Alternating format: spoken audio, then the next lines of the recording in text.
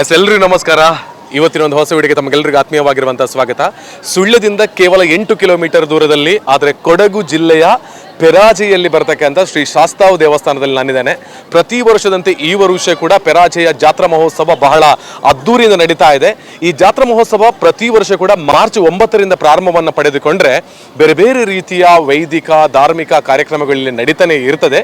ಹಾಗೆಯೇ ಇಲ್ಲಿಯ ಒಂದು ವಿಶೇಷತೆ ಏನಪ್ಪಾ ಅಂತ ಹೇಳಿದ್ರೆ, ಈ ಶಾಸ್ತಾವ್ ದೇವಸ್ಥಾನದಲ್ಲಿ ಪ್ರತಿ ವರ್ಷ ಜಾತ್ರೋತ್ಸವ ಪ್ರಾರಂಭ ಆದಾಗ ಮಾರ್ಚ್ ತಿಂಗಳ 27ನೇ ತಾರೀಕಿನಿಂದ ಬೇರೆ ಬೇರೆ ದೈವಗಳನ್ನು ನಾವು ಇಲ್ಲಿ ನೋಡೋದಕ್ಕೆ ಸಾಧ್ಯ. ಸುಮಾರು 101 ದೈವಗಳು ಇಲ್ಲಿ ನಮ್ಮ ಕಣ್ಣ ಮುಂದೆ ಇರ್ತದೆ. ಮಾರ್ಚ್ 7ನೇ ತಾರೀಕಿಗೆ ಪ್ರಾರಂಭ ಆದರೆ ಏಪ್ರಿಲ್ 10ರವರೆಗೆ ಒತ್ತೆಕೋಲದೊಂದಿಗೆ ಈ ಜಾತ್ರಾ ಮಹೋತ್ಸವ ಸಮಾಪ್ತಿಯನ್ನು ಕಂಡುಕೊಳ್ಳಲಿಕ್ಕಿದೆ. ಹಾಗೆಯೇ ಈ ಪೆರಾಜೆಯಲ್ಲಿ ನಡೀತಕ್ಕಂಥ ಜಾತ್ರೆಯ ಮತ್ತೊಂದು ಬಹಳ ವಿಶೇಷ ಅಂತ ಹೇಳಿದ್ರೆ, ಪ್ರತಿ ವರ್ಷದಂತೆ ಏಪ್ರಿಲ್ 1ರಂದು ನಡೀತಕ್ಕಂತಹ ದೊಡ್ಡ ಮುಡಿ ಭಗವತಿ ದೇವರ ದೊಡ್ಡ ಮುಡಿಯನ್ನು ನಾವು ಕಣ್ತುಂಬಿಕೊಳ್ಳಲಿಕ್ಕಿದ್ದೇವೆ. ಅಂತಹ ಒಂದು ಅದ್ಭುತವಾದ ಒಂದು ಕಾರಣಿಕವಾಗಿರುವಂತಹ ಶಕ್ತಿಯ ಕೇಂದ್ರ ಇದು. ಈ ಒಂದು ದೊಡ್ಡ ಮುಡಿಯನ್ನು ನೋಡೋದಕ್ಕೆ ಕೇವಲ ಸುಳ್ಯದವರು ಅಥವಾ ಕೊಡಗಿನವರು ಮಾತ್ರ ಅಲ್ಲ, ದೇಶದ ಹಲವಾರು ಕಡೆಗಳಿಂದ, ಅಂದರೆ ಈ ಒಂದು ಜಾಗದಿಂದ ಹೋಗಿ ಉದ್ಯೋಗವನ್ನು ಮಾಡ್ತಿರ್ತಕ್ಕಂಥವರಾಗಿರ್ಬೋದು, ಅಥವಾ ಈ ಒಂದು ಮುಡಿಯನ್ನು ನೋಡಬೇಕು ಅಂತ ಹೇಳಿ ಭಗವತಿ ಜೊತೆ ಪ್ರಾರ್ಥನೆಯನ್ನು ಮಾಡ್ಕೊಳ್ಳೋರಾಗಿರ್ಬೋದು, ಎಲ್ಲರೂ ಕೂಡ ಈ ಮುಡಿಯನ್ನು ನೋಡ್ಕೊಳ್ಳೋದಕ್ಕೆ ಬರ್ತಾರೆ. ಪೂರ್ತಿಯಾಗಿ ಇದರ ಎದುರು ಭಾಗದ ಗದ್ದೆ ಹಾಗೆಯೇ ವಾಹನ ಪಾರ್ಕಿಂಗ್ ತುಂಬಿದೆ ಅಂತ ಹೇಳಿದರೆ ಅಷ್ಟು ಭಕ್ತಾಭಿಮಾನಿಗಳು ಒಳಭಾಗದಲ್ಲಿ ಇದ್ದಾರೆ ಅಂತ ಅರ್ಥ. ಏನೇ ಕಷ್ಟಗಳಿದ್ರೂ ಕೂಡ ಇಲ್ಲಿಯ ಭಗವತಿ ನಮಗೆ ಆ ಕಷ್ಟ ಕಾಲದಲ್ಲಿ ಕೈಯನ್ನು ಹಿಡಿದು ಮುನ್ನಡೆಸ್ತಾರೆ ಅಂತ ಹೇಳುವಂಥ ನಂಬಿಕೆ ಇದೆ. ಅದಕ್ಕೆ ಬೇಕಾಗಿಯೇ ಏಪ್ರಿಲ್ 1ರಂದು ನಡೀತಕ್ಕಂತಹ ಭಗವತಿ ದೇವರ ದೊಡ್ಡ ಮುಡಿಯನ್ನು ಇವತ್ತು ನಿಮಗೆ ತೋರಿಸ್ತಾ ಇದ್ದೀನಿ ಹೈಲೈಟ್ಸ್ಗಳ ರೂಪದಲ್ಲಿ. ಎಲ್ಲ ಕೈಚಳಕ ಕೂಡ ನಮ್ಮ ಗಿರಿ ಫೋಟೋಗ್ರಫಿಯವರ ಮೂಲಕ ಇವತ್ತು ನಮ್ಮ ಕಣ್ಣ ಮುಂದೆ ಇರಲಿಕ್ಕಿದೆ. ಸೊ ಹಾಗಿದ್ರೆ ನಾನು ಕೂಡ ಒಬ್ಬ ಭಕ್ತನಾಗಿ ವಿಶೇಷವಾಗಿರುವಂತಹ ಈ ಒಂದು ಸನ್ನಿಧಾನದಲ್ಲಿ ನಡೀತಕ್ಕಂತಹ ಜಾತ್ರಾ ಮಹೋತ್ಸವದ ದೊಡ್ಡ ಮುಡಿಯನ್ನು ನೋಡೋಣ. ಹಾಗೆಯೇ ಈ ಶಾಸ್ತಾವ್ ಪೆರಾಜೆ ದೇಗುಲ ಅಂತ ಹೇಳಿ ಬಂದರೆ ಇಲ್ಲಿ ಯಾಕೆ ವಿಶೇಷತೆ ಅಂದರೆ, ನಾನು ನಿಮಗೆ ಮತ್ತೊಂದು ವಿಚಾರವನ್ನು ಹೇಳ್ತಾ ಹೋಗ್ತೇನೆ. ಇಲ್ಲಿ ನಡೀತಕ್ಕಂಥ ಶನಿ ಪೂಜೆಗಳು ಬಹಳಷ್ಟು ಕರ್ನಾಟಕ ರಾಜ್ಯದ ಮೂಲೆ ಮೂಲೆಗಳಿಂದ, ಕೇರಳದಿಂದ ಸಾಕಷ್ಟು ಮಂದಿ ಬಂದು ಶನಿ ಪೂಜೆಯನ್ನು ಪ್ರತಿ ಶನಿವಾರದ ದಿವಸ ಉಳಿದ ದಿನಗಳಲ್ಲಿ ಕೂಡ ಮಾಡ್ತಾರೆ. ಈ ಶನಿ ಪೂಜೆಗೆ ವಿಶೇಷತೆಯನ್ನು ಹೊಂದಿರತಕ್ಕಂತಹ ಈ ಒಂದು ಪೆರಾಜೆ ಕ್ಷೇತ್ರದ ಜಾತ್ರೋತ್ಸವದ ಭಗವತಿ ದೇವರ ದೊಡ್ಡ ಮುಡಿ ಇವತ್ತು ಹೇಗಿರ್ತದೆ ಅಂತ ಹೇಳೋದನ್ನು ಹೈಲೈಟ್ಸ್ಗಳಲ್ಲಿ ನೋಡ್ಕೊಂಡು ಬರೋಣ ಬನ್ನಿ.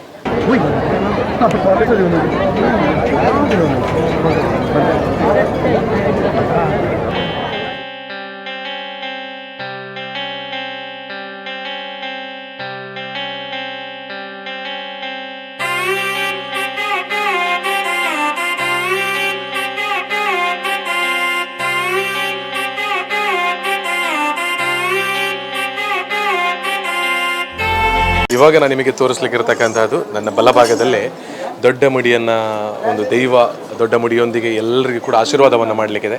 ಅದರ ಒಂದು ಬಣ್ಣವನ್ನೆಲ್ಲ ಹೇಗೆ ಹಾಕ್ತಾ ಇದ್ದಾರೆ, ಹೇಗೆ ತಯಾರಿಗಳು ನಡೀತಾ ಇದೆ ಅಂತ ಹೇಳೋದ್ರ ಬಗ್ಗೆ ಕೂಡ ನಮಗೆ ತುಂಬಾ ಕ್ಯೂರಿಯಾಸಿಟಿ ಇದೆಯಲ್ಲ, ಅದು ಇಲ್ಲಿ ನಡೀತಾ ಇದೆ. ಅಂದರೆ 101 ದೈವಗಳು ಅಂತ ಹೇಳಿದರೆ ಅದರದ್ದೇ ವಿಶೇಷತೆ ಈ ನಮ್ಮ ಪೆರಾಜೆಯಲ್ಲಿ ಮಾತ್ರ. ಸೊ ಭಗವತಿ ದೇವಿಯನ್ನು ಕಣ್ತುಂಬಿಕೊಳ್ಳೋದಕ್ಕಿಂತ ಮೊದಲು ಆ ಭಗವತಿ ದೇವಿಯನ್ನು ಹೇಗೆ ರೆಡಿ ಆಗುತ್ತೆ ಅನ್ನೋದು, ಆ ದೈವ ಹೇಗೆ ರೆಡಿ ಆಗುತ್ತೆ ಅಂತ ಹೇಳೋದನ್ನು ಈ ಜಸ್ಟ್ ಕ್ಲಿಪ್ಪಿಂಗ್ಸ್ಗಳನ್ನ ನೋಡ್ಕೊಳ್ಳುವ.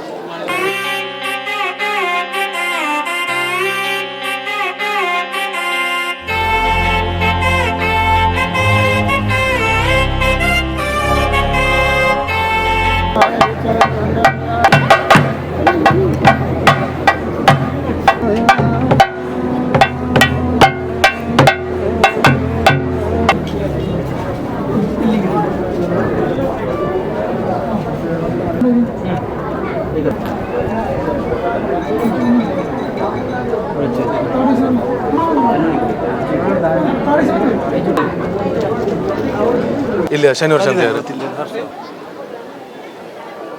ದೊಡ್ಡ ಮುಡಿ ನಡೆಯುವಂಥ ಸಂದರ್ಭದಲ್ಲಿರುವಂಥ ಕಲಶ, ಅದನ್ನು ಯಾರು ರೆಡಿ ಮಾಡಬೇಕಂತ ಹೇಳಿದ್ರೆ ಅದರದ್ದೇ ಆಗಿರುವಂತಹ ಒಂದು ತಂಡ ಇದೆ. ಅವರೇ ಬಂದು ಪ್ರತಿ ವರ್ಷ ಕೂಡ ಈ ಒಂದು ದೊಡ್ಡ ಮುಡಿಗೆ ಆಗುವಂಥ ಸಂದರ್ಭದಲ್ಲಿ ಕಲಶವನ್ನು ರೆಡಿ ಮಾಡ್ತಾ ಇರ್ತಾರೆ. ನೋಡಿ, ಇದು ದೊಡ್ಡ ಮುಡಿ ನಡೆಯುವ ಸಂದರ್ಭದಲ್ಲಿ ನಡೀತಕ್ಕಂಥ ಒಂದು ಕಲಶ. ಇದು ಕೂಡ ಇಲ್ಲಿಯ ಬಹಳಷ್ಟು ಒಂದು ವಿಶೇಷತೆ ಇದು ಈ ಸಂದರ್ಭದಲ್ಲಿ. ಸೊ ಅದನ್ನು ಕೂಡ ತೋರಿಸುವಂಥ ಪ್ರಯತ್ನ. ಅಂದರೆ ದೊಡ್ಡ ಮುಡಿಯನ್ನು ನೋಡೋದಕ್ಕೆ ಕೇವಲ ನಾವು ಮಾತ್ರ ಅಲ್ಲ, ಒಂದು ಫುಲ್ ಸರೌಂಡಿಂಗನ್ನು ನೋಡ್ತಾ ಇದ್ರೆ ಎಷ್ಟು ಮಂದಿ ಭಕ್ತಾಭಿಮಾನಿಗಳು ಬಂದು ಕಾಯ್ತಾ ಇದ್ದಾರೆ. ಹಾಗೆಯೇ ಪೆರಾಜೆ ಪರಿಸರ ಆಗಿರ್ಬೋದು, ಅರಂತೋಡ್ ಆಗಿರ್ಬೋದು, ಸುಳ್ಯ ಆಗಿರ್ಬೋದು, ಎಲ್ಲ ಕಡೆಯವರು ಬಂದು ತಮ್ಮದೇ ಆಗಿರುವಂಥ ರೀತಿಯಲ್ಲಿ ಭಗವತಿ ದೇವಿಯನ್ನು, ಅಂದರೆ ನಾವು ಟೆಂಪಲ್ಗೆ ಬರುವ ಸಂದರ್ಭದಲ್ಲೇ ಫಸ್ಟಿಗೆ ಭಗವತಿ ಗುಡಿಗೆ ನಮಿಸಿ ಮುಂದಕ್ಕೆ ಹೋಗೋದು. ಅಂದರೆ ಇವತ್ತು ಭಗವತಿ ತಾಯಿಯನ್ನು ಇವತ್ತು ನಮ್ಮೆಲ್ಲರ ಕಣ್ಣ ಮುಂದೆ ನೋಡ್ತೇವೆ ಅಂತ ಹೇಳುವಾಗ ಇಷ್ಟು ಮಂದಿ ಎಲ್ಲ ಬಂದು ಸುತ್ತಗಲಗಳಲ್ಲಿ ಹೊಸದಾಗಿ ಇತ್ತೀಚೆಗೆ ನಿರ್ಮಾಣ ಆಗಿರ್ತಕ್ಕಂತಹ ಮಂಟಪ ಕೂಡ ಇದೆ. ಅದರ ಅಲ್ಲೇ ಆಗಿರ್ಬೋದು ಅಥವಾ ಎಲ್ಲ ಕಡೆಗಳಲ್ಲಿ ನಿಂತು ಸಾಕಷ್ಟು ಮಂದಿ ಕಾಯ್ತಾ ಇದ್ದಾರೆ. ಈಗ ಬಣ್ಣ ಕೂಡ ಹಾಕಿ ಆಗ್ತಾ ಬಂದಿದೆ. ಸೊ ಇವರೆಲ್ಲರ ಸಮ್ಮುಖದಲ್ಲಿ ಇನ್ನು ಭಗವತಿ ದೇವಿಯನ್ನು ಸ್ವಲ್ಪ ಹೊತ್ತಲ್ಲಿ ನೋಡಲಿಕ್ಕಿದ್ದೇವೆ. ಇದು ನೋಡಿ ರೀಸೆಂಟ್ಲಿ ಆಗಿ ಇತ್ತೀಚೆಗೆ ಅದು ಓಪನ್ ಆಗಿರ್ತಕ್ಕ ಅಂದರೆ ಲೋಕಾರ್ಪಣೆಗೊಂಡಿರ್ತಕ್ಕಂತಹ ಗೋಪುರ, ಇದು ಮುಖದ್ವಾರ ಅಂತ ಕೂಡ ಇದಕ್ಕೆ ಹೇಳ್ತಾರೆ. ಸೊ ಇಲ್ಲಿ ಕೂಡ ನಿಂತ್ಕೊಂಡಿದ್ದಾರೆ. ಈ ಸರ್ತಿ ಒಂದು ವಿಶೇಷತೆ ಇದು. ಹಾಗೆ ಇದೆಲ್ಲ ನೋಡಿ ಈ ಕಡೆ ಇದೆಲ್ಲ ನಮ್ಮ ಅರಂತೋಟಿನ ಹುಡುಗರು ಇಲ್ಲಿ ಪೆರಾಜೆ ದೊಡ್ಡ ಮುಡಿಯ ಸೇವೆಯನ್ನು ಮಾಡ್ತಕ್ಕಂಥ ದೊಡ್ಡ ಅವಕಾಶ ಇವರಿಗೆ ಸಿಕ್ಕಿದೆ. ಅಂದರೆ ಇಷ್ಟು ಸಾವಿರಾರು ಮಂದಿ ಕಾಯ್ತಿದ್ದಾರೆ ನೋಡಿ. ಅದರ ಒಂದು ಏನು ಬೇಕಾಗಿರುವಂತಹ ಕಳಶಗಳನ್ನೆಲ್ಲ ತಯಾರು ಮಾಡ್ತಕ್ಕಂಥ ಕೆಲಸದಲ್ಲಿ ಈ ನಮ್ಮ ಅರಂತೋಡಿನ ಹುಡುಗರಿದ್ದಾರೆ ಅಂತ ಹೇಳೋದು ಇನ್ನು ಖುಷಿ. ಅರಂತೋಡಲ್ಲ, ಬೇರೆ ಬೇರೆ ಕಡೆಯವರೆಲ್ಲ ಜಾಯ್ನ್ ಆಗ್ತಾ ಇದ್ದಾರೆ. Yes correct. ಕುಂಬಳಚೇರಿ ವಯನಾಡ್ ಕುಲವನ್ನು ಏನು ಕೆಲಸ ಕಾರ್ಯಗಳನ್ನು ಮಾಡ್ತಾರೆ, ಸೇವೆಯನ್ನು ಮಾಡ್ತಾರೆ, ಅವರೇ ಇಲ್ಲಿಯ ಒಂದು ಕಲಶವನ್ನು ರೆಡಿ ಮಾಡ್ತಾ ಇದ್ದಾರೆ. ಕಲಶ ಅಂತ ಹೇಳಿದ್ರೆ ನೋಡಿ ಅಲ್ಲಿ ಗಿರಿ ಎಂತೆಲ್ಲ ಇದೆ ಅಂತ. ಆ್ಯಕ್ಚುಲಿ ಅದು ಅಂತ ಹೊದಲು ಅಂತ ಹೇಳ್ತಾರೆ.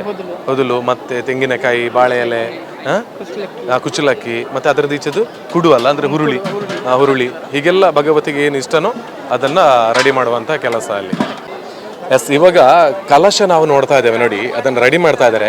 ಈ ಕಲಶವನ್ನು ಹೇಗೆ ಅಲಂಕಾರ ಮಾಡ್ತಾರೆ ಅಂತ ಹೇಳಿದರೆ ಪೂರ್ತಿಯಾಗಿ ಹಿಂಗಾರ ಮತ್ತು ಕೇಪುಳ ಹೂವಾಗಿರ್ಬೋದು ಅಥವಾ ಬೇರೆ ಬೇರೆ ಹೂಗಳಿಂದ, ಹಾಗೆಯೇ ಮಲ್ಲಿಗೆಯ ಹೂಗಳಿಂದ ಈ ಕಲಶದ ಅಲಂಕಾರ ನಡೀತಾ ಇದೆ.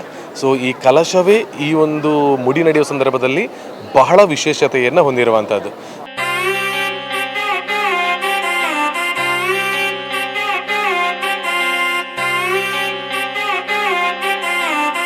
ಇವರನ್ನು ನೋಡ್ತಾ ಇದ್ದೀರಿ. ಇಲ್ಲಿ ಕಲಶವನ್ನು ಹೊರತಕ್ಕಂಥವ್ರು ಇವರೇ, ಕುಂಬಳಚೇರಿಯ ವಯನಾಡ್ ಕುಲವಿನಲ್ಲಿ ಅರ್ಚಕರಾಗಿ ಅವತ್ತು ನಾವು ದೇವಘಟ್ಟ ಮಹೋತ್ಸವ ನಡೆಯುವಾಗ ಕೂಡ ಇವರ ಜೊತೆ ಮಾತಾಡಿಸಿದ್ದೆ. ಸೊ ಇವರೇ ಇವತ್ತು ಇಲ್ಲಿ ಭಗವತಿಯ ಮುಡಿಯ ಸಂದರ್ಭದಲ್ಲಿ ಕಲಶವನ್ನು ಹೊರತಕ್ಕಂಥವ್ರು. ಅವರ ಹೆಸರು ಗೊತ್ತಾ? ಕುಂಜಿಕಣ್ಣನ್ ಅಂತೇಳಿ ಅವರ ಹೆಸರು. ಅವರು ಇವತ್ತು ಇಲ್ಲಿ ಕಲಶವನ್ನು ಕೂಡ ಏನು ಭಗವತಿಯ ದೊಡ್ಡ ಮುಡಿಯ ಸಂದರ್ಭದಲ್ಲಿ ಹೊರಲಿಕ್ಕಿದ್ದಾರೆ. ಆತ್ಮೀಯ ಬಂಧುಗಳೇ, ನನ್ನ ಜೊತೆಗೆ ಇವಾಗ ಪೆರಾಜೆ ಶಾಸ್ತಾವ್ ದೇವಸ್ಥಾನದ ಅಧ್ಯಕ್ಷರು ಶ್ರೀಯುತ ಜಿತೇಂದ್ರ ನಿಡ್ಡೆಮಲೆ ಅವರಿದ್ದಾರೆ. ಸರ್ ನಮಸ್ತೆ. ನಮಸ್ತೆ. ಹೇಗಿದ್ದೀರಿ? ಚೆನ್ನಾಗಿದ್ದೇನೆ. ಓಕೆ, ಪ್ರತಿ ವರ್ಷದಂತೆ ಈ ವರ್ಷ ಕೂಡ ಏಪ್ರಿಲ್ 1ನೇ ತಾರೀಕಿಗೆ ಭಗವತಿ ದೇವರ ದೊಡ್ಡ ಮುಡಿ ನಡೀತಾ ಇದೆ. ಬೇರೆ ಬೇರೆ ಊರುಗಳಿಂದ ಸಾಕಷ್ಟು ಮಂದಿ ಭಕ್ತಾಭಿಮಾನಿಗಳು ಬಂದಿದ್ದಾರೆ. ಅವತ್ತೊಂದು ಬಾರಿ ನಾವು ಮಾಡಿರುವಂತ ವಿಡಿಯೋ ಇನ್ನೂ ಕೂಡ ವೈರಲ್ ಆಗ್ತಾನೆ ಇದೆ. ಅಂದ್ರೆ ಅಡೂರು ಬೇಡಿ ಪೆರಾಜೆ ಮುಡಿ ತೊಡಿಕನ ಕೊಡಿ ಅಂತ ಹೇಳುವಂತ ಒಂದು ಬಹಳ ವಿಶೇಷವಾಗಿರುವಂತಹ ವೇದ ವಾಕ್ಯನೇ ಅದು. ಸೊ ಈ ಬಾರಿಯ ಪೆರಾಜೆ ಮುಡಿಯ ಸಂದರ್ಭದಲ್ಲಿ ಅಧ್ಯಕ್ಷ ಸ್ಥಾನದಿಂದ ಆಗಿನ ಎಲ್ಲರ ಬಂಧುಗಳ ಪರವಾಗಿ ಏನು ಹೇಳೋದಕ್ಕೆ ಇಷ್ಟಪಡ್ತೀರಿ ಅಂತ?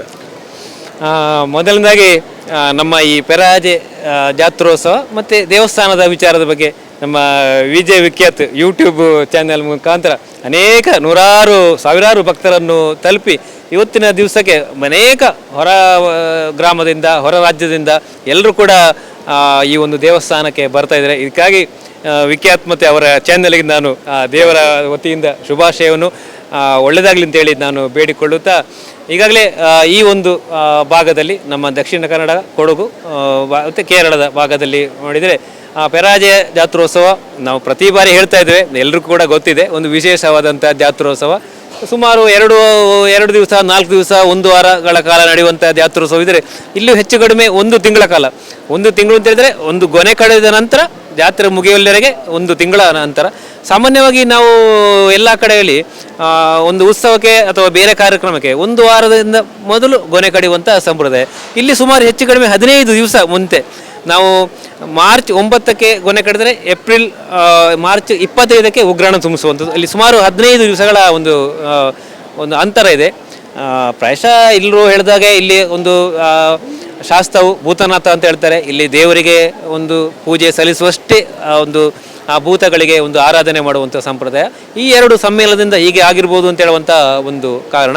ಇದೇನೇ ಇದ್ದರೂ ಕೂಡ ನಮ್ಮಲ್ಲಿ ಜಾತ್ರೋತ್ಸವ ನಾವು ಇವತ್ತಿನ ದಿವಸ ಏಪ್ರಿಲ್ 1 ಮುಡಿಯ ದಿವಸ ನಾವೆಲ್ಲರೂ ಕೂಡ ಕಾತರದಿಂದ ಕಾಯ್ತಾ ಇದ್ದೇವೆ. ಆ ಭಗವತಿಯ ಒಂದು ಆ ಪಾತ್ರಧಾರಿ ಮೂಲಕ ಆ ದೇವರನ್ನು ನಾವು ಕಾಣುವಂಥ, ಅನುಭವಿಸುವಂಥ ಕ್ಷಣಕ್ಕೆ ಈ ಮೊನ್ನೆ ನಡೆದಂಥ ದೇವರ ಉತ್ಸವ ಇರ್ಬೋದು, ಆ ನಂತರದ ಎಲ್ಲ ಒಂದು ಉತ್ಸವಗಳು, ದೇವರ ಉತ್ಸವಗಳು ಚೆನ್ನಾಗಿ ಅತ್ಯಂತ ಒಳ್ಳೆಯ ರೀತಿಯಲ್ಲಿ ನಡೆದುಕೊಂಡು ಇವತ್ತಿನ ಈ ಕ್ಷಣಕ್ಕೆ ಒಂದು ರೀತಿಯಲ್ಲಿ ನಾವು ಆ ಮಲಯಾಳಿ ಮಾತನಾಡುವ ಭೂತಗಳು ಈ ಭಗವತಿಯ ದೊಡ್ಡ ಮುಡಿಯೊಂದಿಗೆ ಇವತ್ತಿನ ದಿವಸಕ್ಕೆ ಕೊನೆಯಾಗ್ತದೆ. ಆ ನಂತರ ನಮಗೆ ಉಳ್ಳಾಗಳು, ಹಿರಿಯ ಉಳ್ಳಾಗಳು, ಕಿರಿಯ ಉಳ್ಳಾಗಳು, ಆಮೇಲೆ ರುದ್ರಚಾಮುಂಡಿ, ಕೊರಗತನಿಯ, ಕಲ್ಕುಡ ಕಲ್ಲುಟಿ, ಮಹಾವಿಷ್ಣುಮೂರ್ತಿ, ಈ ಥರ ನಮ್ಮ ನೆಕ್ಸ್ಟ್ನ ಒಂದು ಜಾತ್ರೆ ಮುಂದುವರಿಯುವಂಥದ್ದು. ಹಾಗೆ ಈ ಒಂದು ಕ್ಷಣ ನಮ್ಮ ಜಾತ್ರೋತ್ಸವದು ಎಲ್ಲ ಒಂದು ವಿಚಾರವಾಗಿ ನಾವು ದೇವಸ್ಥಾನದ ಸಂಪೂರ್ಣ ಒಂದು ಪರಿಪೂರ್ಣವಾಗಿ ನಾವು ಎಲ್ಲ ರೀತಿಯಲ್ಲಿ ಕೂಡ ನಾವು ಆ ದೇವಸ್ಥಾನವನ್ನು ನಾವು ಜೀರ್ಣೋದ್ಧಾರಗೊಳಿಸಿವೆ.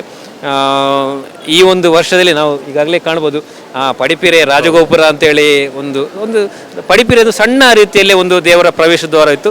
ಈ ಒಂದು ನಾವು ಈ ವರ್ಷ ಜಾತ್ರೋತ್ಸವ ಮೊದಲು ಒಂದು ಅತ್ಯಂತ ಸುಂದರವಾಗಿ ನಾವೇ ಹೇಳ್ಕೊಳ್ಳೋದಲ್ಲ, ಪ್ರಾಯಶಃ ಬಂದವರು ಎಲ್ಲರೂ ಕೂಡ ಏನೋ ನಮಗೆ ಒಂದು ಪುಳಕಿತರಾಗ್ತೇವೆ. ಏನೋ ಸೂತಕ್ಕಿದ್ದವರು ಮೆಟ್ಲಿಗೆ ಅಂಜುತ್ತಾರೆ, ಏನು ನಾವು ಇಲ್ಲಿ ಪ್ರವೇಶ ಮಾಡ್ಬೋದು. ಅದು ನಮ್ಮ ತಂತ್ರಿಗಳು ಹೇಳಿದರೆ, ಸ್ಪಷ್ಟವಾಗಿ ಹೇಳಿದರೆ ಅದು ಏನಿಲ್ಲ, ದೇವರ ಒಂದು ಪ್ರವೇಶ ದ್ವಾರ ಅಂತ ಹೇಳುವಂಥದ್ದು. ಅದನ್ನು ಚೆನ್ನಾಗಿ ಮಾಡಿದ್ದೀರಂತ, ಅಲ್ಲಿ ಏನೂ ಅದಕ್ಕೇನು ಅಡೆತಡೆ ಏನಿಲ್ಲ, ಎಲ್ಲರೂ ಕೂಡ ಬರ್ಬೋದು. ಆ ನಂತರದ ಪರಿಧಿಗೆ ಮಾತ್ರ ನಮಗೆ ಸೂತಕಾಚರಣೆ ಅಂತೆಲ್ಲ ನಡೆಯುವಂಥದ್ದು. ರಾಜಗೋಪುರ ವಿಶಿಷ್ಟವಾಗಿ ಮೂಡಿ ಬಂದಿದೆ. ಪ್ರಾಯಶಃ ಎಲ್ಲ ದೈವಗಳು ಕೂಡ ನಮಗೆ ಅಭಯ ನೀಡಿದೆ. ಎಲ್ಲ ರೀತಿಯಲ್ಲಿ ಕೂಡ ನಮ್ಮ ಆರ್ಥಿಕವಾಗಿ ತೊಂದರೆ ಆಗಿದೆ ಎಲ್ಲವೂ ಕೂಡ ದೈವಗಳು ಮೆಚ್ಚಿ ನಮಗೆ ಶುಭ ನುಡಿಗಳನ್ನು ಆಡಿದ್ದಾರೆ. ಪ್ರಾಯಶಃ ನಾವು ಕೂಡ ಸಂತೃಪ್ತರಾಗಿದ್ದೇವೆ. ಆ ದೇವರ ಆಶೀರ್ವಾದದಿಂದ ಎಲ್ಲವೂ ಕೂಡ ಸುಲಲಿತವಾಗಿ ಒಂದು ಸುಗಮವಾಗಿ ಚೆನ್ನಾಗಿ ನಡೀತಾ ಇದೆ. ಹಾಗೆ ಭಕ್ತಾದಿಗಳು ಹೆಚ್ಚು ಹೆಚ್ಚು ಬಂದಷ್ಟು ಆ ದೇವರ ಸಾನ್ನಿಧ್ಯ ಕೂಡ ವೃದ್ಧಿಯಾಗುವಂಥದ್ದು. ಅದನ್ನು ನಾವು ಇಲ್ಲಿ ಪ್ರಸ್ತುತ ನಾವು ಕಾಣ್ತಾ ಇದ್ದೇವೆ. ನಮ್ಮ ದೇವರು ಸಾನ್ನಿಧ್ಯ ವೃದ್ಧಿಸಿಕೊಂಡು ಬಂದಂಥ ಭಕ್ತರನ್ನು ಎಲ್ಲರನ್ನು ಕೂಡ ಹರಿಸಬೇಕು. ಹಾಗೆ ವಿಶೇಷವಾಗಿ ನಿಮ್ಮನ್ನು ಕೂಡ ಹರಿಸಲಿ ಅಂತೇಳಿ ನಾನು ಈ ಮೂಲಕ ಪ್ರಾರ್ಥನೆ ಮಾಡ್ತಾ ಇದ್ದೇನೆ. ಒಂದೇ ಮಾತಿನಲ್ಲಿ ಎಲ್ಲವೂ ಕೂಡ ನಮ್ಮ ಜಾತ್ರೋತ್ಸವದ ಪ್ರಯುಕ್ತ ಏನೆಲ್ಲ ಇರ್ತದೆ, ಏನೆಲ್ಲ ಖುಷಿ, ಆ 101 ದೈವಗಳು ಹೇಗೆಲ್ಲ ಇಲ್ಲಿ ಇರ್ತದೆ, ಎಲ್ಲ ಭಕ್ತಾಭಿಮಾನಿಗಳು ಹೇಗೆ ಕಣ್ತುಂಬಿಕೊಳ್ತಾರೆ, ಎಲ್ರಿಗೂ ಒಳ್ಳೇದಾಗ್ಲಿ ಅಂತ ಹೇಳುವಂತ ಶುಭ ನುಡಿಗಳನ್ನು ಹೇಳಿದಿರಿ. ನಿಮಗೂ ಆ ಭಗವಂತ ಸದಾಕಾಲ ಆಯುಷ ಆರೋಗ್ಯ ಭಾಗ್ಯ ಕೊಡ್ಲಿ ಸರ್. ನನ್ನ ಜೊತೆ ಮಾತಾಡಿದ್ದಕ್ಕೆ ಧನ್ಯವಾದ. Thank you so much.